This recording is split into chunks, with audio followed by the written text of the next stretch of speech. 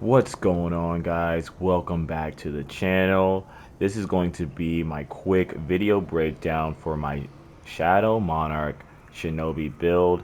I did want to wait to release the rest of my builds. That way we could get that juicy pre-raid balance patch, and it finally released today. So I'm happy to report that my Shinobi build actually got a little buffed. Samurai and Merc builds are on their way. I do need to continue to test the Merc build, especially after today's balance patch. But the Samurai build, I'm just saying it's chef's kiss. But this build is about the Shinobi, so let's go ahead and get right into it. So really quickly, just going to flash this up, the gear choices. That way, if you're just on the move, you can go ahead and pause right here. Just make sure you drop a like for the information. But for the rest of you guys who want to get a little bit more in depth, let's go. So we are doing the ultimate Shadow Strike. Obviously, you guys have seen it before. We'll go into the perk a little bit later.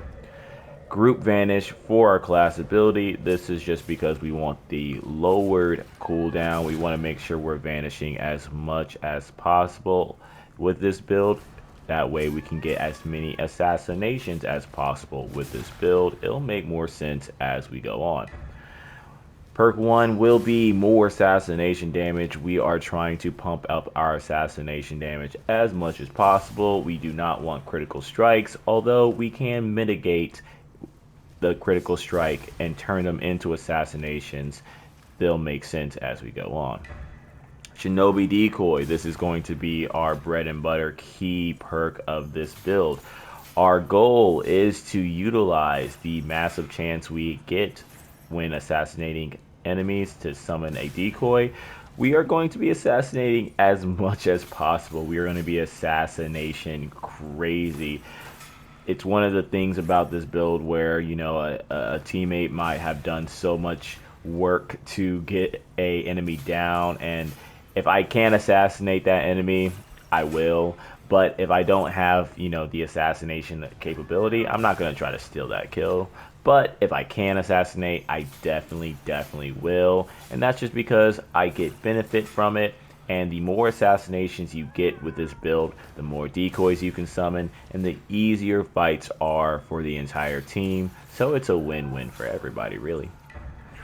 Lastly, our ultimate perk will be Shadow Strike Vanish. This is just to ensure that we can get one assassination off of our ultimate. So even if we are focusing down a very big enemy, we can just use most of the strikes on that enemy, get them into assassination range, and then once I vanish, I will be able to assassinate that enemy right after. So just good stuff all around.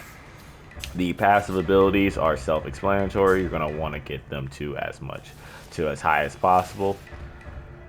And now again, let's go ahead and get into the gear. So for the katana, again, if you use the katana, go ahead and pick whatever you want. I don't use the katana so much, so it doesn't really matter so much to me. But for the abilities, we are going to want to get as much spirit gain on this build as possible. And we're also going to want to up the spirit move damage. It's going to be very important that we are able to use our spirit move as much as possible with this build. You'll see why shortly.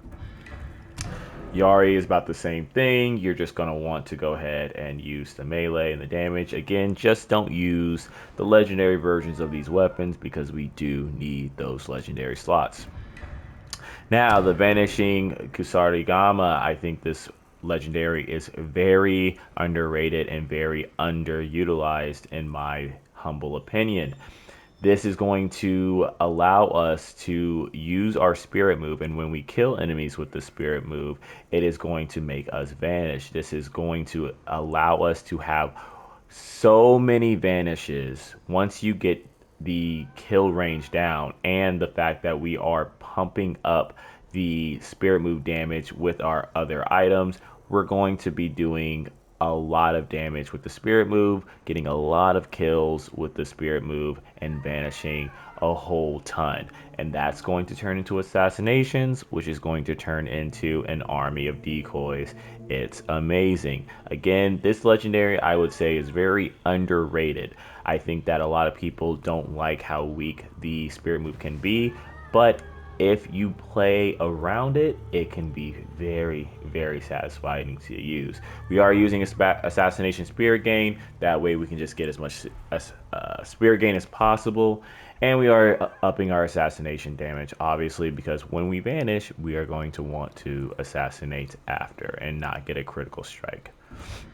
Next, we kind of get into a little bit of optional. It's really just whatever floats your boat. This is what works for me though. I use the rifle here.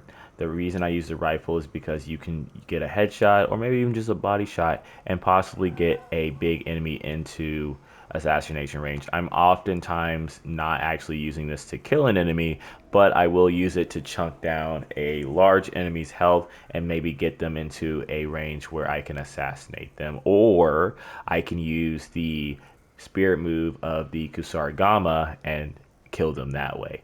So a lot of people obviously with the Shinobi will use the blind bombs. The problem that I have with the blind bombs are they're just so inconsistent that I would rather use the consistency of the rifle and make sure that I'm getting a kill with the high amount of damage, obviously pumping up the spirit move and the rifle damage.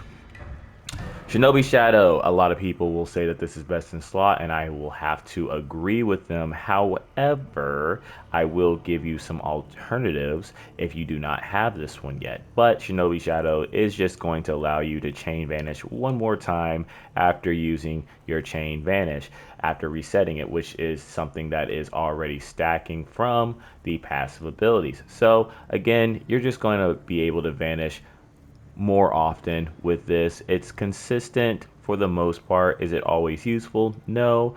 And that is why I'm going to give you some alternatives, which I believe work just as well, but we can debate in the comments. So for your offensive, I have the kunai currently, right? Assassination damage, spirit move damage is pretty self-explanatory.